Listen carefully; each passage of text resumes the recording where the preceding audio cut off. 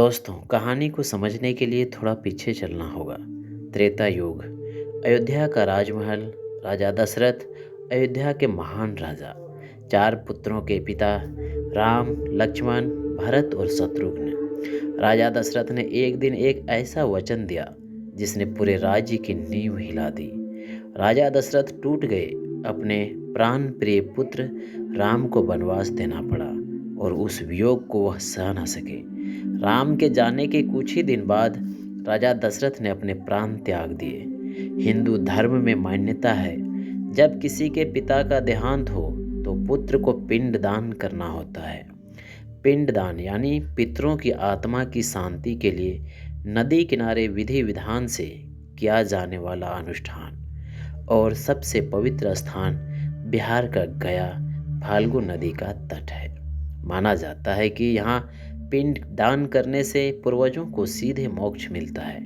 तो राम, सीता और लक्ष्मण वनवास के दौरान गया पहुँचे। फाल्गु नदी का किनारा, दोपहर का समय, चारों तरफ शांति।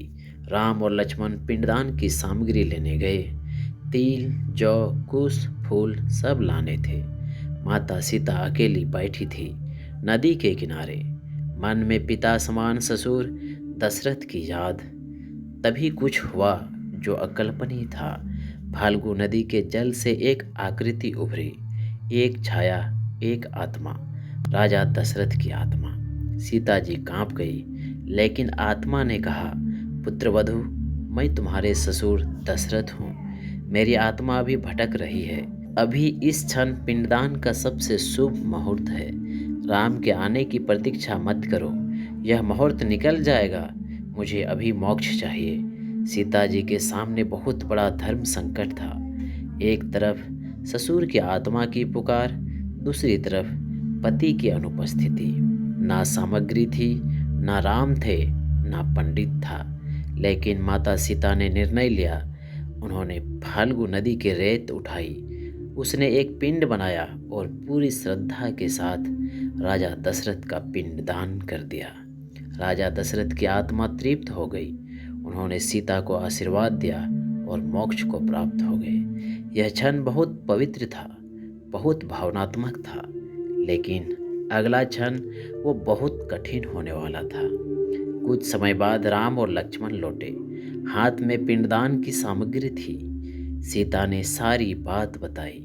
राम ने सुना, लेकिन विश्वास नहीं हुआ। उन्होंने कहा, देवी, बिना सामग्री के पिंडदान, बिना मेरे यहाँ हुए, यह कैसे संभव है?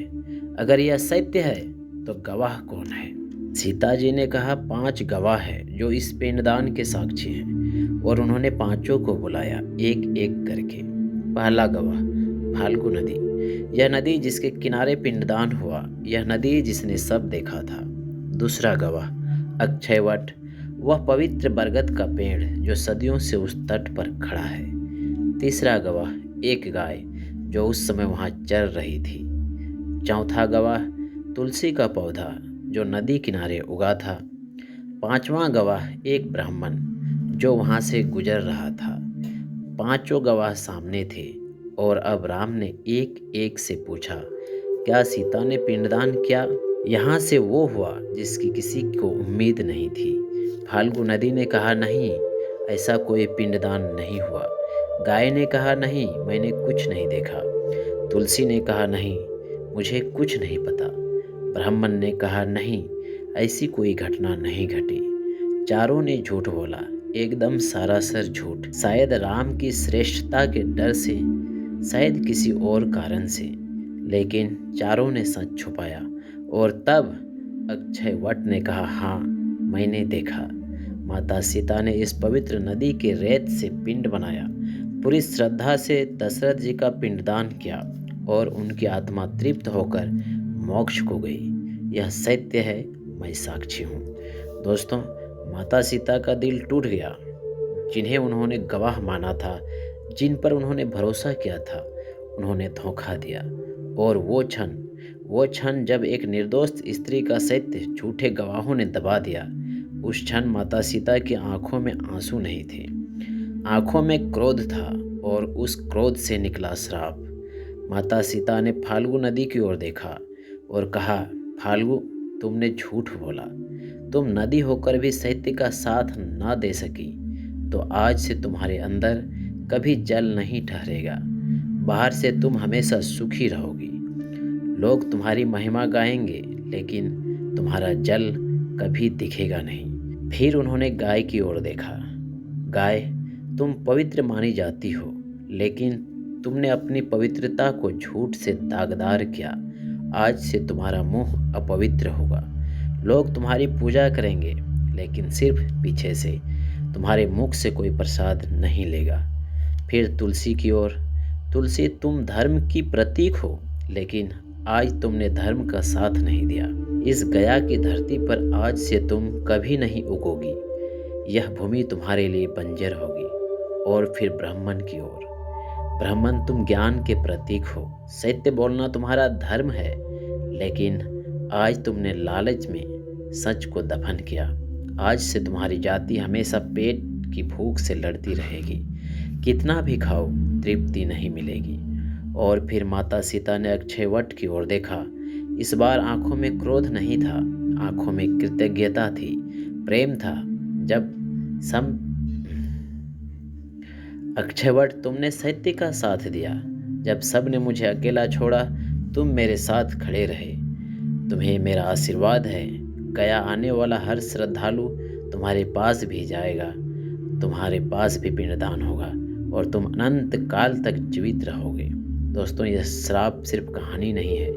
आज भी गया में जाइए, फाल्गु नदी सूखी मिलेगी, बस रेत, पानी का नामो निशान नहीं। गया में तुलसी नहीं उगती, पूरे भारत में तुलसी उगती है, लेकिन गया में नहीं। गाय की पूजा आज भी पीछे से होती है, और अक्षयवट, वो आज भी गया में खड़ा है, सदियों से अमर है।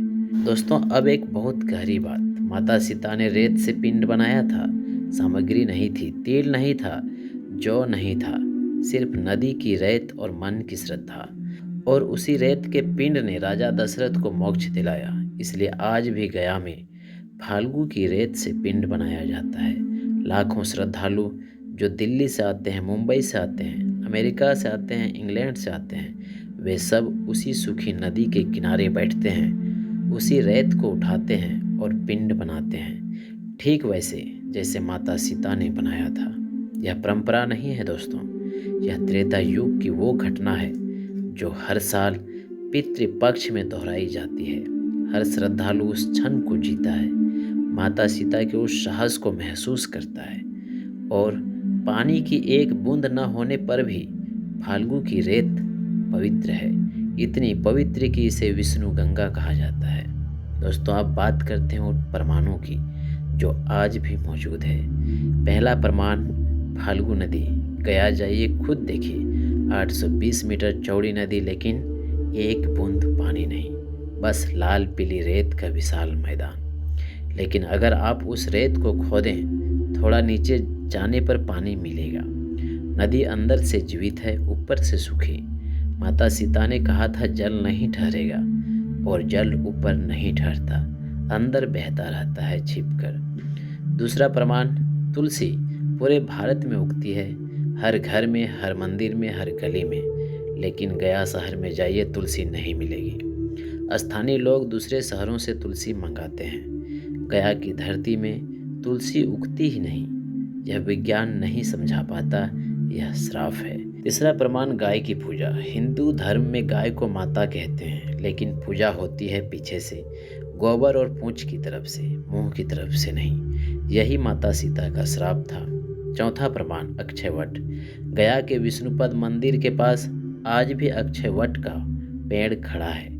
सदियों से, हजारों सालों से ना तूफान उसे उखाड़ सका, ना समय उसे सुखा सका, क्योंकि माता सीता ने कहा था तुम अनंत काल तक जीवित रहोगे, और वह जी रहा है।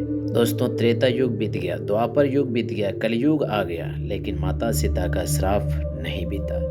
यह भारत की संस्कृति की सबसे अद्भुत बात है। हमारी पौराणिक कथाएं सिर्फ कहानी नहीं है, वे जीवंत है, वे आज भी दिखती है, आज भी महसूस होती है। दोस्तों, अगर यह कहानी आपको अच्छी लगी तो इसे लाइक ज़रूर करें और इस चैनल को सब्सक्राइब जरूर कर लें।